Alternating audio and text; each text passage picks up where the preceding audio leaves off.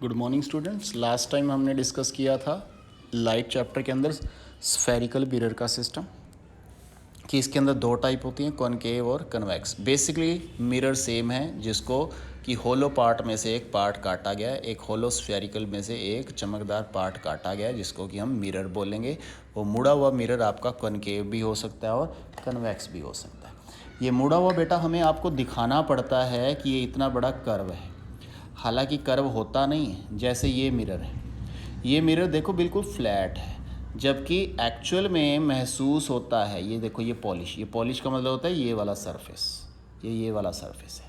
दूसरी वाला चमकदार होता है, जहाँ से लाइट पड़ती है, रिफ्लेक्शन आता है। ठीक है, ये रिफ्लेक्शन जो आता है हम जिसके अंदर आपको देखते हैं, तो ये रिफ्लेक्शन वाला जो सिस्टम होता है ये इस सरफेस से होता है। और ये महसूस करने पर, हाथ लगाने पर पता चलता है कि शायद एक तरफ ये अंदर धंसा हुआ है या नहीं, ये अंदर मुड़ा हुआ है। जबकि एक्चुअल में देखो ये स्ट्रेट है, अगर इतना कर्वी होता तो ये टूट जाता। ये महसूस किया जा सकता है, सिर्फ हल्का सा कर्व होता है, पर हमें कॉपी पर दिखाने के लिए आपको ये बड़ा सा कर्व दिखाना पड़ता है, ताकि आपको समझ आए। जी समझ आई ये बात कि ये कर्वी हमें दिखाना पड़ता है। तो अब पहले इसको मिरर को जब बनाया, हमने डिज़ाइन किया, तो उससे हमें ये देखा कि एक स्फेरिकल मिरर है जो रिफ्लेक्टिंग सरफेस पार्ट है किस होलोस्फीयर का। एक होलोस्फीयर में से ये पार्ट निकाला, उसका ये रिफ्लेक्टिंग सरफेस होगा, वो स्फेरिकल मिरर होगा। अगर इनवर्ड अंदर वाला हिस्सा रिफ्लेक्टिंग होगा, यानी जिस तरफ धंसा हुआ, जैसे स्पून होता है, स्पून के अंदर वाला जो हिस्सा है तो समझ लीजिए वो कनकेव है। स्पून के जो बाहर वाला हिस्सा है वो है कन्वेक्स, जिसका आउटर वाला सरफेस रिफ्लेक्टेड है, अंदर पॉलिश हुई हुई है। ठीक है, अब इसके अंदर इंपॉर्टेंट आती हैं बच्चों कुछ डेफिनेशंस। ये मिरर ले लिया हमने, कोई भी, चाहे ये लेंगे या ये लेंगे, बात एक ही है। ठीक है, दिखता ये हमें एक्चुअल में ऐसा है, पर बनाया इस तरह से जाता है। अगर मैं ऐसा ड्रॉ कर दूंगा तो आप कहोगे कि ये जो प्लेन मिरर है, प्लेन मिरर ही ऐसे ड्रॉ होता है। कॉपी पे बनाने के लिए कॉनकेव या कन्वेक्स को हमें थोड़ा सा सर्कुलर सिस्टम देना पड़ता है। अब ये होलोस्फीयर का एक पार्ट ले लिया, ये कनकेव या कन्वेक्स है। अब जो दोनों में कॉमन चीज़ें हैं वो ये हैं कि ये सी क्या है, सेंटर ऑफ कर्वेचर। देखो कंपास यहाँ ली होएगी, ये सेंटर लिया होगा, तभी जाकर ये स्फीयर बना होगा, ये स्फीयर का ही पार्ट होगा। इसको बोलते हैं सी, यानी सेंटर ऑफ कर्वेचर। इसकी डेफिनेशन क्या है? It is the centre of the hollow sphere. ये होलोस्फीयर का वो सेंटर है of a glass of which a spherical mirror is a part, जिसका कि ये हिस्सा है। इसको कैपिटल सी से लिखा जाएगा। फिर आता है ये पोल। जो ये मिरर की मिड पॉइंट होगी वो होगी पोल। जैसे ये मिरर है, इस मिरर को अगर स्केल से मापोगे तो स्केल से इस मिरर की जो मिड पॉइंट होगी, ये स्केल से जो मापोगे इसकी मिड पॉइंट जो निकलेगी, दैट इज़ आपका सेंटर ऑफ कर्वेचर। ठीक है, जिसको ये कट करके निकाला गया। ये पोल, ये जो मिरर है इसका जो मिड पॉइंट होगा वो होगा पोल। तो डेफिनेशन के अंदर हम क्या कहते हैं? Pole of a spherical mirror is the centre of the mirror.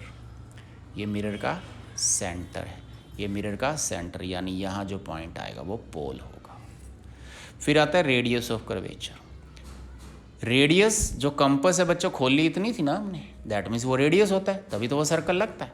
That means जितनी लेंथ से ये सर्कल लगाया गया है वो रेडियस है, that is known as radius of curvature. तो रेडियस कर्वेचर क्या है? It is the radius of the hollow sphere. ये होलोस्फीयर का रेडियस है, ठीक है, of which the spherical mirror is a part, जिसका कि ये हिस्सा है। तो ये है रेडियस ऑफ कर्वेचर। फिर आता है what is principal axis. Principal axis क्या है? A line joining C and P. Principal axis क्या होगा? A straight line passing through the centre of curvature and the pole. Pole और सेंटर ऑफ कर्वेचर को जो लाइन ज्वाइन कर रही है और जो दोनों तरफ से बढ़ाई जा सकती है, उसे बोलते हैं प्रिंसिपल एक्सिस। समझ आई बात? Then what is aperture.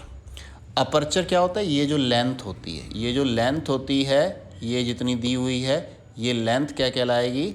Aperture, यानी total width of a mirror. जैसे ये अगर मापोगे तो ये टोटल जो विड्थ होएगी मिरर की, ये है aperture. Focus and focal length important है ये दोनों चीज़ें। फोकस क्या होता है? Mid point of C and P. Centre of curvature और पोल मान लीजिए आपका 4 सेंटीमीटर है, तो ये 2 सेंटीमीटर के ऊपर आपका फोकस आएगा, तो ये पॉइंट कहलाता है फोकस। इसकी डेफिनेशन कई तरह की हो सकती है, इसको इस तरह से भी कहा जा सकता है, where the all the reflecting line pass through, वो अभी थोड़ी देर में समझ आएगा आपको, या सीधी सीधी लिखनी हो तो इस तरह भी लिख सकते हो। फिर फोकस की जो पोल से दूरी होएगी उसको बोला जाता है फोकल लेंथ, उसको स्मॉल एफ से लिखा जाएगा, फोकस को कैपिटल से, फोकल लेंथ को स्मॉल से। The distance between P and F, P और एफ के बीच की जो डिस्टेंस होगी वो फोकल लेंथ। तो दोबारा देख लो, सिर्फ इस पिक्चर से भी सारा कुछ समझा जा सकता है। सेंटर ऑफ कर्वेचर क्या होगा? A centre of a sphere whose part is that mirror. Focus क्या होएगा? The mid point between C and P. Pole क्या होगा? Mid point of a mirror. Aperture क्या होगा? Length of a mirror. Focal length क्या होगी? The distance between P and F.